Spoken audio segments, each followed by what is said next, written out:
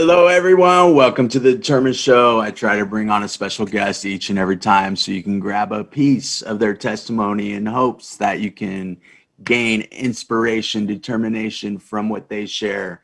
As we stack those pieces of inspiration and determination, that becomes something beautiful on your journey. Today, I have someone special. It's Melissa White, who obtained her PhD, got into a severe car accident, then went on to get her master's in social work. But I also have on a very special co-host, Ann Tillinghast. So I'm going to go ahead and introduce Ann. Hi, Ann. How are you doing this morning? I'm doing great, Mark. Thank you for having me. Yes. Why don't you go ahead and introduce yourself to the audience? All right. Well, I live in Portland, Oregon, and I used to work in a stroke neurologist's office scheduling patients, and I spoke to a lot of patients on the phone over 14 years. And they would call and ask for support groups, resources, and we at the hospital had nothing. We didn't know what was going on in the local community. And later I decided that I wanted to start a community music group. And then I learned that music and singing actually helps heal the brain. So I started a sing-along music group called the Backstrokes. These days, a few of the Backstrokes members and I are working on the Northwest Brain Network. And our goal is to connect new survivors, brain injury and stroke survivors, to resources, hopefully before they leave the hospital. We want to get them plugged in so that they can speak with other survivors. The whole group, besides me, are all survivors, and we just want to connect people to the survivors, to the people who know where the resources are. Right. Basically. Right. So basically, you're trying to bridge the gap that most of us are left trying to search, because essentially we once we're discharged from the hospital, we're basically left with, a little pamphlet. Hey, this is what you went through, and then we leave the hospital and we're like, okay, so yeah, I get what I had, but what do I do next? So essentially Northwest Brain Network is trying to bridge that gap of, the unknown, once you're discharged. So that's the mission, right? Yeah, absolutely. And part of how we're doing that is by creating content like this. Awesome. Yay. Woo woo. Backstrokes back. All right. Sorry. I like the Backstreet Boys. I'm sorry. I had to throw that in there. You know what I mean? We need that. Right. So without further ado, let's go ahead and bring on Melissa White. We want to hear all about Melissa White's journey. Hello, good morning. Good morning, Thanks for Melissa. having me, Mark. Yes. How are you this morning? I'm good. I'm a little nervous. There's no reason to be nervous. It's, just like a normal Saturday morning, we're just sitting here chit-chatting. Mm-hmm. It's all good. It's all good. So why don't you go ahead and give a little brief synopsis of who Melissa is? I grew up in Oregon. I moved to the East Coast 20 years ago, pursued my PhD. That took a long time. Mm-hmm. And then I was so grateful I finally finished. And then I was traveling with my new then boyfriend, and we were in a serious car accident. And that was 2014. And so I was actually plopped into a new community I didn't even know about. Yeah. So what? So you suffered what from the car accident? I was mostly aware at the time of my broken leg. So I shattered my tibia, so I couldn't walk. I had a few broken ribs, and the left side of my face was numb, and I couldn't move for about a year. Wow. And so that was the part that I was kind of, and also one of my fingers was broken, so I couldn't really like use my phone. So when I was in the hospital for a month, that was most of the stuff I thought was important. I was thinking about healing and getting to walk again and being able to drive again.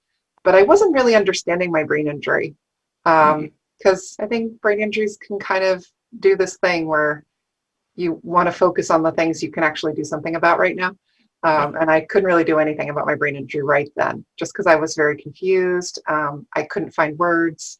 I was still saying I want to grade my students' papers, but I only had a few nouns, and I would just say random sentences that didn't make a lot of sense to anyone else.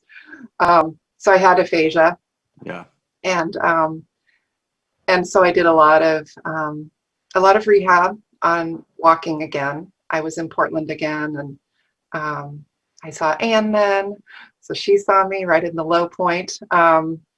And then I finally got to walk again, and I was very happy, and I got to go back home in New York, and that's when the healing really started. And so I think I found all the doctors that I needed, the neurologist, went to visit them, and I would be so excited about these appointments thinking they're going to really fix this. You know, I was starting to figure out like, oh, I can't really read,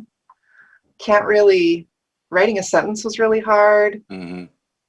This is the stuff I used to be really good at. I used to be a good cook, and I couldn't really read a recipe anymore, and I was confused about the things. Even like taking a shower was hard. I couldn't really figure out what was wrong, and I wanted someone to diagnose it. And you know, the brain injury had been diagnosed. I had a severe traumatic brain injury, but the doctors were just kind of saying, well, you know, the tests look good, you're fine. And I was very frustrated by that. I was like, my whole life went 180. Like, I can't do the work I used to do. I was starting to realize that, like, is this going to not get better? And so I had a good friend who, you know, I'm kind of a professional nerd. So even though I could hardly write or read, I was still Googling things and trying to find out what I should do. And a friend had recommended a support group for brain injury where I was. And so I started going, and that was life-changing for me, because I started meeting other survivors, and I had only been in that area for a couple years. And so I didn't really know a lot anyway where I was. And I certainly didn't know anything about social services, getting disability benefits, the kinds of rehab and the doctors in the area that would help me for what I needed, when my neurologist didn't know any of it. My primary doctor didn't know any of it. So I was really amazed that the survivors could connect me to those resources. How did you meet the first survivor? That was through Brain Injury Association. So I went to the website, and I just looked up, you know, the area where I was, and there was a support group in the town I was in. And how long was that? Sorry? How long was that after your actual injury? I think 2 years. Oh, wow, that's a long time. Yeah. Yeah, and of course that was just the beginning, because, you know, I asked the survivors at the support group. The first time I went, I had written down the calendar wrong, and I found the place on Google Maps, but then it turns out like, oh, I'd written down the date wrong. And that was something that happened all the time. It still happens all the time, where when someone will tell me a date, and I still have pretty strong aphasia for numbers. And so I'll completely confuse like what year it is versus what day it is in terms of the numbers. So yeah, I learned that I needed to ask when I was getting an appointment, write that down for me, email me that. Even if I write it down, it's not always right. So I had to figure out my strategies, right? Trying to understand what my disability was, and also figuring out how to work with it. So would you say that 2 years post then is when the actual real healing started to happen then. Yeah, and it was finding the survivors. That was huge. Yeah. And they started telling me things. Okay, you need to get disability benefits. Mhm. You need to get Medicare. Because I was just like, I didn't have health insurance again because Oh. my job, Yeah. my job was like, well, you can't teach anymore, so you don't work here anymore. Yeah. And so I didn't have health insurance. And so that was really stressful. I had to get on Medicare, I had to get on Medicaid, and I got on food stamps, and that wasn't super helpful for me, but it was, like I finally got connected to social services, right? Yeah. And so, and that was important because there was a fantastic cognitive rehab in Albany, New York, neuropsychological services, Mhm. neuropsychological rehabilitation services. And it was expensive, and they billed Medicare and they billed Medicaid for it. And so I had to get on Medicaid to pay for my services. And when I got accepted there, that the survivors told me about, none of my doctors knew about it, but they all had done something like it, or they knew about this program. And so they put me into sort of an educational setting that was like a mix between education and rehabilitation. And some of it was counseling. And so it was kind of a mix. I think it was about 12 hours a week we did that. And I did it for 14 months. Wow. And so we did it through sort of cycles. We would have like 3 months and then a break and then 3 months. And so people would kind of come and go. And so the idea is they would sort of say, okay, well, I think you're ready to move on to something else. And so most people would stay for, a year, and I did too. It was a lot of, focusing on what my cognitive disability problems were. And some of them, funnily enough, existed before my brain injury, because we all have cognitive deficits. Oh yeah, all for of us sure. do. All Yeah. of us do. And so I think my first problem I needed to focus on was I couldn't focus and finish something. And I was like, did you know it took me 11 years to write a dissertation? That was before the brain injury. Right. So that was, and then you do a lot of practicing. They give you a list of strategies, what your biggest thinking problem is. And then you basically kind of repeat it every day. You just kind of repeat. And then you do a lot of these exercises about focusing, about socialization, memory games. It was really interesting. It was all organized by psychologists and educational, and they were very focused on this kind of method. And I still can't even count the ways that changed how I live my life. And it was a lot of just being able to focus. And I don't know, I think one cycle I got a new poster, like it had all my thinking problem and my strategies, and I needed to kind of read them aloud and over the months memorize them. Mm-hmm. And I was overwhelmed. I think the term they used is flooded. Just looking at it to read it, and it stressed me out. And so I realized I needed a mantra, because I couldn't really read all the words, but to kind of remind myself of what the goal is. And so I asked my Facebook friends for mantras, and I read the poster multiple times. But the important thing was I figured out a mantra that was helpful for me through my rehab. And it was less is more. There you go. And it was about like I needed to pull away all of the things that I was trying to put my attention and my energy on, and figure out what really matters the most. And sometimes it was just like, I need to rest. Yeah. I needed to be aware of how tired I was, and, just take a week off. I needed to learn to do that. And I wasn't doing it immediately. And then it was surprising how much that changed things for me. If I just say, okay, I'm going to take a week off, and then I can maybe read a news article for the first time in a year. Maybe I can finally, I can ask my aide. That was one of the benefits I asked for. I didn't ask for, but my rehab said, oh, there's all these different services you should try with your disability. And I was like, well, I don't even, I don't think I need those things. But they wanted me to try them anyway. And I did. And I was really surprised how helpful it was having an aide. And it was, and that one of the main things that she did, she would come like once a week. It was paid for by Medicaid. And so I would ask her to read a recipe to me. And so I would cook while she would read the recipe to me.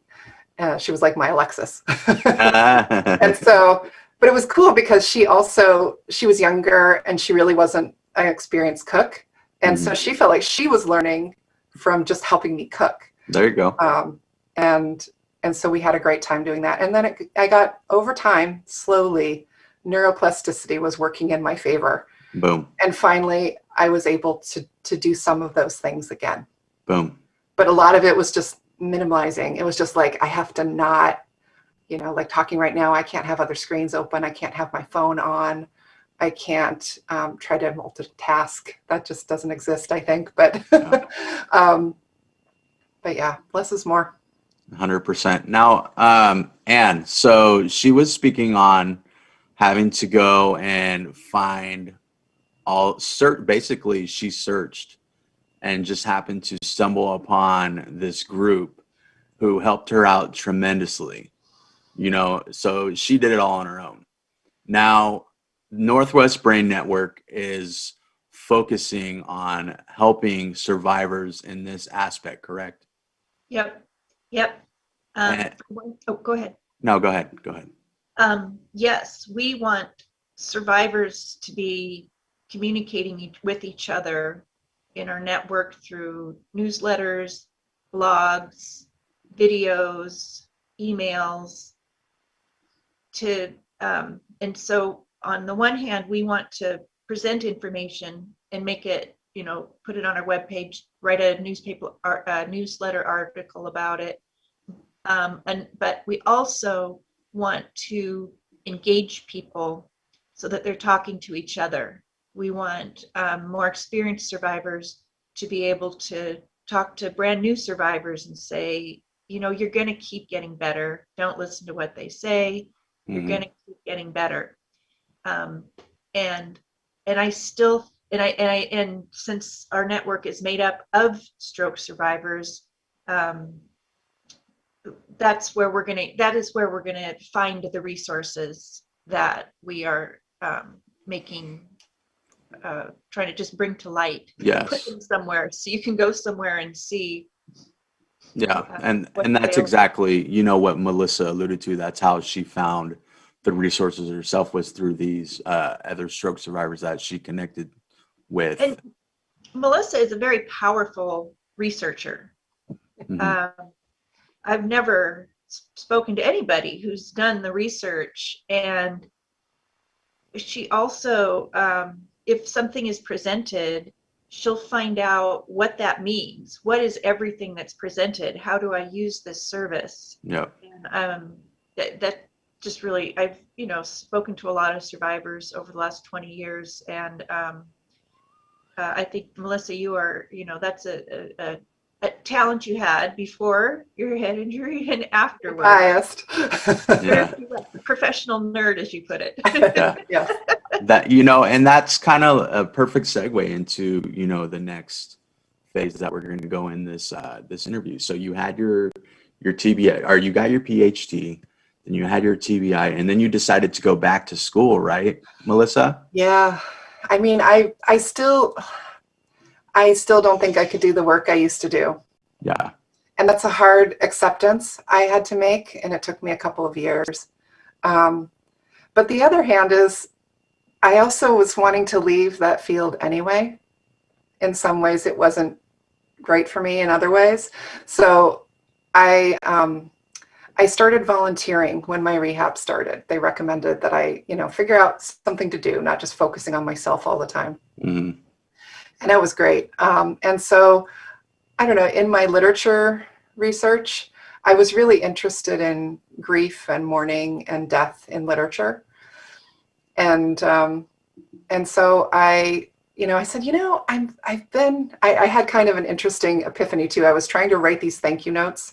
All these people had given me gifts and cards and letters when I was in the hospital, when I was recovering. And I had like this stack of thank you notes I needed to write. And like I said, even writing a sentence or sending a letter was really, really hard. But I felt like really obliged. I needed to do that. And so I was trying to do like one a day. Mm-hmm. And right around that time, I got an email from a friend. And while I suffered my brain injury and was healing from it, her mother had brain cancer and died very suddenly, like within a year. Mm-hmm. And I read this email to my friend, and I just felt it. And I just sat down and I wrote her like a whole letter on email and sent it. And then I said, wait, what just happened? Like I just poured out like a whole like page of writing. Mm-hmm. And I didn't think I could write one sentence or just write the address on an envelope. Uh-huh. And so that was kind of an epiphany for me. I was like, this is what motivates me, is helping people when they're hurt, especially in grief. Yeah. And so that day when I wrote that letter, I had we didn't have good Wi-Fi where I was. So I picked up an old phone book and I started finding the hospice, because I'd heard of hospice, but I didn't really know exactly what hospice was. And it's a little scary and I wasn't even sure, but something just pulled me to I just find the hospice where I was. Mm-hmm. I pick up the phone and I call and I get connected to the grief counselor. And she was so generous and kind and listened to me for probably a full hour when I just called and said, I'm really confused, but I don't really know what I should do right now, but I think this is what I'm supposed to do. And she's like, you need to come down and you need to come to a support group. And I did. And I talked about a loss I experienced a long time ago. Most of people, they were talking about someone who died in a year, usually through hospice. And I was like, well, my dad died 40 years ago. But it was actually important that I came as a client first. Mm-hmm. And then they said, if you're really interested in going further in this, become a volunteer. And so I did. And I helped with Bereaved Kids Camp. And I helped with an after-school program, kids who'd lost a parent. And then I started visiting people who were dying and give their family a break to be caregivers for just a few hours. And then I got to do witnessing someone who was actually dying. And I learned a lot. I did that for about, a couple of years. And I moved to another state and I did it in another place too. And then I kind of focused more on the grief counseling part. And so, it was, after I moved to California, and I did about a year of, volunteering as a grief counselor in a couple of places. And I got a lot of training. And I said, you know what? I think this is really what I want to do. And I think I can do this. I was volunteering for a couple hours a week. And I kept thinking, what if I do a little more? I don't know. Maybe I can. I don't know. And so the big plunge was I applied to school. And I found out years ago, when I was figuring out my benefits, that if I wanted to go back to school, because I was on Social Security for my disability, they would work really hard to support me to not be taking Social Security. Yeah. And they will do so much as to pay my college tuition to do that. Uh-huh. And so I had to get I had to get a counselor at Department of Rehabilitation in California. And so they met with me a couple times. They said, yeah, you're a great fit. Go ahead and try. We're going to support you every way we can for you to get the career, not just any job, but the job you want and that you're good at doing. And I was like, this is an amazing thing. I didn't even think anyone would do that for me ever. And so I was like, yeah, this is really what I want to do. So I talked to all the people who had the jobs I wanted, and they said, you should really get a master's in social work. So I really explored this too, because I'm a nerd. I was like, which is the right degree? Mm-hmm. What school should I go to? Mm-hmm. And it turns out for rehabilitation through the state, I had to go to one of the public schools in California. And so I applied and was accepted to San Jose State. And I started there in the fall. And that was a big plunge for me because I was not working. I was not doing anything more than a few hours a day. Yeah. for quite a while. But I knew that my energy had ticked up. Like I was sleeping better. I was still getting a lot of migraines. I still can get confused easily and forget what I'm doing. My memory, my working memory, I don't think is getting better. Mm-hmm. I still have to write a lot of things down. Like I wrote down kind of people's names and who I'm talking to today. But you know, my rehab was really helpful for me to find strategies to do Yeah. that. And Melissa, you had mentioned something before in talking about your epiphany. Also, was the therapists, I think you said, yeah, the therapists that were the most helpful to you um, uh, found out what mattered to you. yeah, yeah. I had started seeing a therapist who, you know, I was like really confused about my identity. I was like, I don't know who I am if I'm not an English professor anymore. And she'll Mm-hmm. say like, oh, you know, you still were. And I was like, no, but that's not, like, even when I was doing it, I didn't feel like that's who I was. Mm-hmm. Like my identity was not that. Um, and then I had that epiphany. And then there was another thing that happened around that time, which was when I started seeing this therapist, and there was a shocking development, which was she had experienced a loss, a traumatic loss, right around the same time as I was her new client, talking about, I'm a hospice volunteer and I'm interested in grief counseling. Mm-hmm. And even though she's a professional counselor, Mm-hmm. she did not know where the services were, like if she wanted grief counseling. Mm-hmm. She just didn't know. And so I was emailing with her. I was seeing her as a client, you know, in her office, but then I was emailing with her and saying, here's how you can find grief counseling. Here's a camp for your other kid. And, you know, here's the way that you can do that. And so that was really important for me to feel like I could kind of stick my head out of the sand and say like, oh, I can actually see things too that not everyone else can, right? I Yeah. can kind of help that, you know, with sharing that with other people. That's amazing. That's amazing. So, you know, I went back to school after, you know, I had my injury. Yeah. You went back to school after you had your injury. So, did you find it, and I should have mentioned, obviously, you know, we already mentioned at the beginning, you got your PhD. So, did you find it more taxing after you had your energy or your injury, excuse me, um, studying, test, you know, all of the above? Yeah, that is such a great question. I'm so glad you focused me on that. You know, I feel like I'm a really different student I am now. And I was very worried when I started, like, am I going to be able to do this at all? Am I going to be too tired? Am I not going to remember anything I read? Mm-hmm. I have to be in front of the screen for hours. Mm-hmm. I'm going to have 2 internships a week for 8 hours each. I haven't worked 8 hours in 6 years. I don't know how that is. And I was really surprised. The first important thing I did was I got in touch with the accommodation services at my school, because DOR also said, go to the accommodations. You might not think you need them, but do it. And I was like, There you go. okay, I will try everything. Let's so- let's pause right there for a second. So the accommodation services for the school are what? What do Yeah, what do they help you with? Yeah, so they've given me a lot of software, and the most important one that I started using and didn't think I needed, but now I use it for everything, even for personal things, not just for school. And it's called Natural Reader, and it's software on my computer that will read textbooks to me.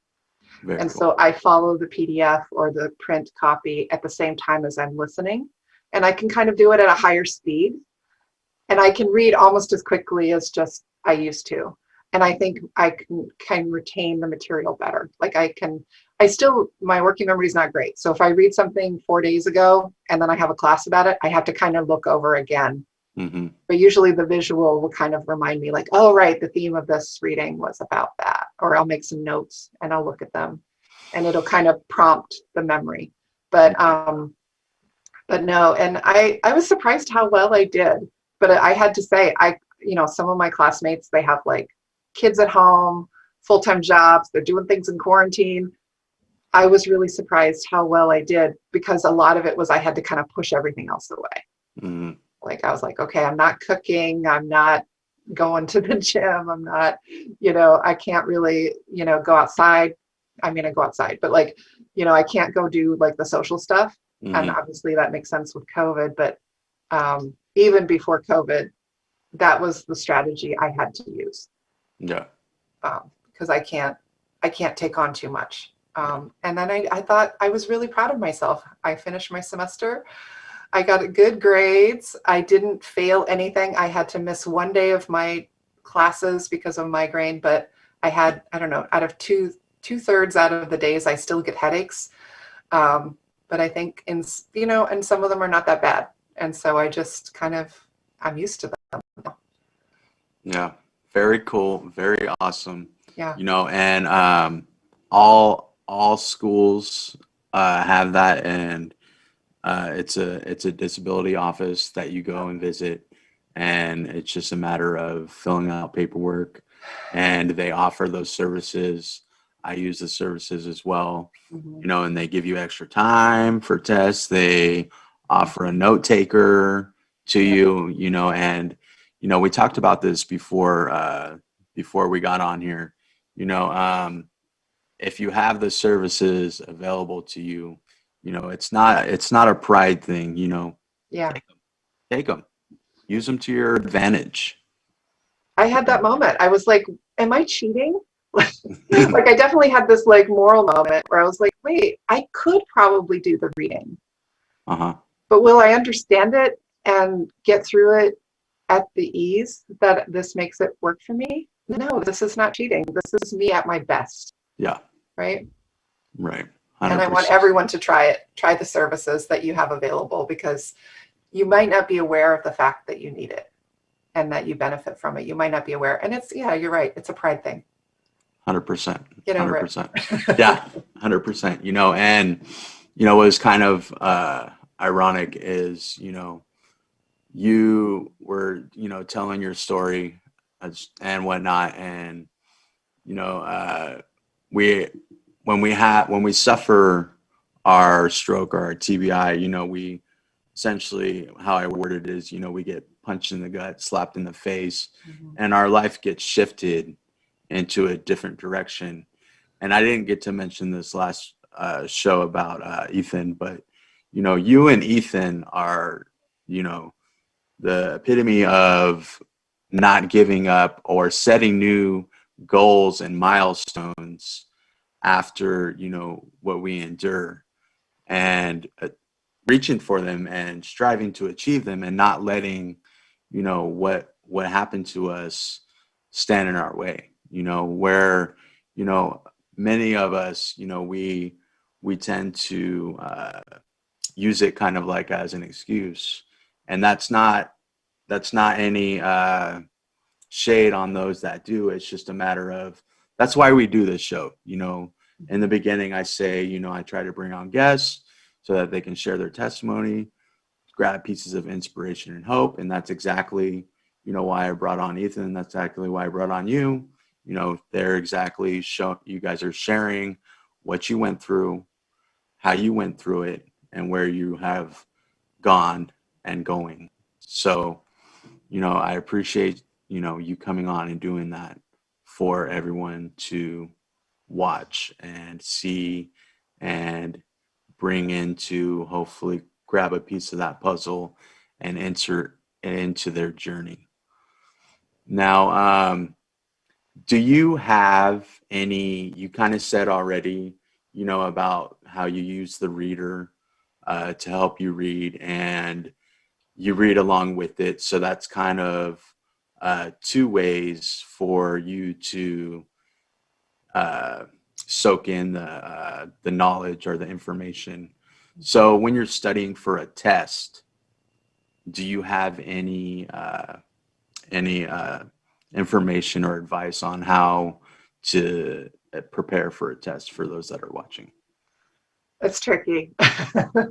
I I know before I moved here and I was kind of exploring career possibilities, I had taken a civil service test in New York because I was like, oh, maybe I get a job through the state.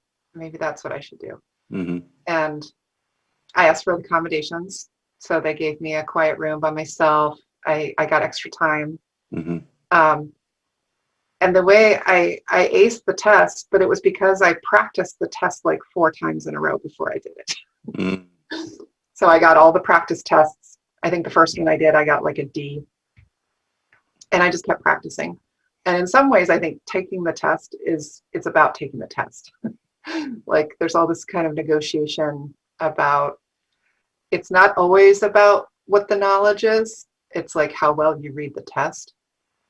And I don't know, like we don't have a lot of testing so far in my grad school this time, but I know that will come up if I want my licensure to be a licensed social work clinician, social worker.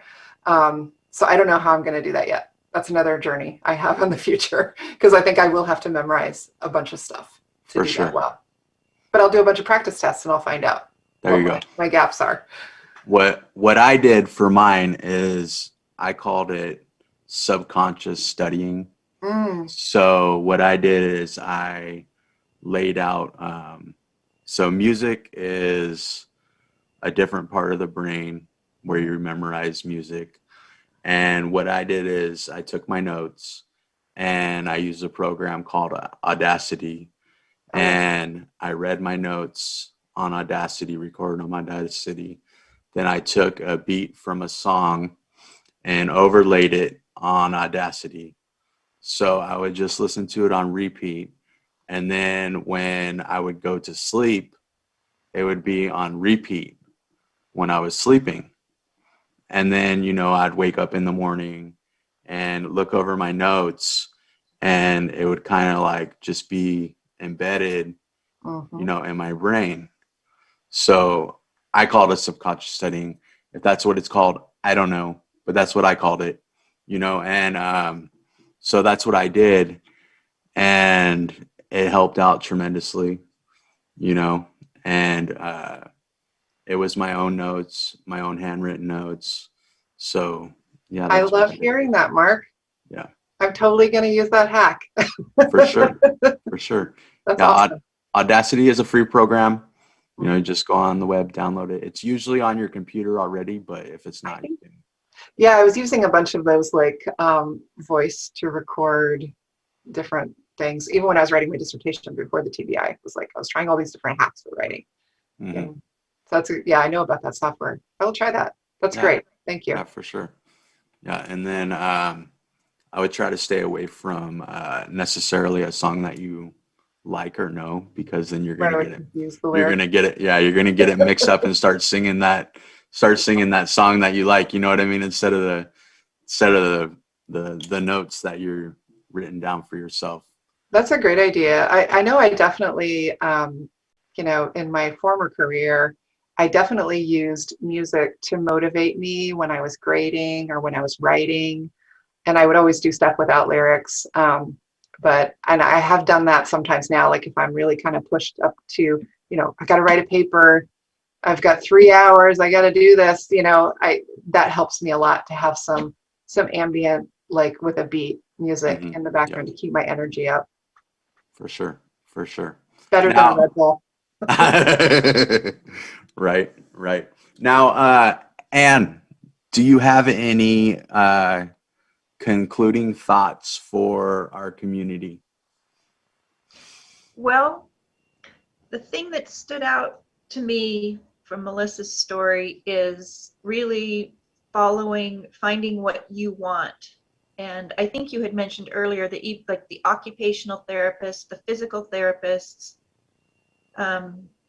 if you can find one that finds out what you want to do, how you want to, what do you need to improve your hand for, what's most important to you, then those are the best and the most motivating therapists, helpers. I think that's a way to identify someone who, instead of just, okay, I have to fill out this sheet of check marks, and so I need you to, okay, do this, okay, now do this, and you don't know why you're doing it. This is what I've heard. You don't know why you're doing it. You don't know the purpose of it, except that they're going to get to bill for it. And so that's what I learned from you. That's the inspiration I took from you today, because I need that in my own life as well. I want to do something, I'll spend I have so much energy for it. And if it's something I don't want to do, but I feel like I should do, it's more painful. And I think recovery, and even if not recovery, but just living our lives, how great if we allow ourselves to follow our own spirit, and Mhm. our individuality. I love it. All right, Melissa, do you have any concluding thoughts for our community? I learned from you all today. Thank you. Yeah. Thank you so much for, sharing your testimony. And, just to kind of piggyback off of what the whole thing was about and piggyback off of what Anne was saying, basically kind of what Anne was saying in a nutshell, is to realize what your goals are. So Mhm. no matter what the task is at hand, you're always focused on, the goal. So no matter how mundane the task is, you're always there. So what I did when I was going to school is I wrote on my mirror, you're not only doing this for yourself, but you're doing this for everyone else. Mhm. Explicit. So the explicit is not going to be aired on on this show, but you get what I'm saying. So so when that motivation was not there to get up and do my schoolwork, I would read that and it was right there in my face. I would read it and be like, okay, it's not just for me. This is for my future and whatnot. Because I started school knowing that my life was going nowhere, that nobody was going to be with someone that was just living at their parents' house because I had to move back in with my parents and working at a gas station. I knew that my life needed to be changed around. So I started going back to school. And that's when I wrote, that on my mirror. And, essentially my life did change around. I found my wife, 4 kids, and all that jazz, all because I consciously made that change. It's all about flipping that switch, setting that goal, making that change, writing that message down. One of my things that I say is set your goals high, screw the moon, reach for Mars, set it high, stay focused on your goals. When an obstacle comes in your way, don't let it be a brick wall. Make sure it's a hurdle because you're continuing to focus on your goal. With that being said, again, Melissa, I want to thank you so much for coming on and sharing your testimony. It's a beautiful, journey that you had, and I want to wish you the best of luck in your continued studies. Outstanding job on your first semester, Thank you. crushing it. It's always rewarding, knowing that you put in so much work and getting, those grades back. It's totally rewarding. I graduated with a 3.8 in my master's program. Hard work does pay off. So keep at it, keep crushing it. And Anne, as always, I appreciate you. Thank you for coming on and co-hosting with me. I appreciate you. So I conclude my shows with a prayer. So let's get to it. Thank you.